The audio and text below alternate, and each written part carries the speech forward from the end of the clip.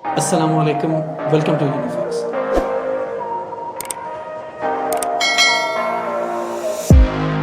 क्या आप जानते हैं कि दुनिया का फास्टेस्ट मैन अलाइव कौन है? आपने उसेन बोल्ट का नाम तो जरूर ही सुना होगा, और अगर नहीं सुना तो भाई किस पत्थर के नीचे छुपे हुए थे। उसेन बोल्ट ने 20 ओलंपिक और वर्ल्ड चैंपियनशिप्स में गोल्ड मेडल्स जीते हैं। इसने 100 और 200 मीटर ओलंपिक रेसेस जीती हैं और ये वर्ल्ड फेमस है। बट रुको, क्या हो अगर मैं आपको ये बताऊं कि इससे भी बहुत ज्यादा अच्छा कोई और है जिसने 100 और 200 मीटर रेसेस नहीं बल्कि 5000 एंड 10,000 मीटर रेसेस में कम्पीट किया और जीते भी हैं उसी सेम ओलंपिक गेम्स में जहां उसेन बोल्ट जीता है।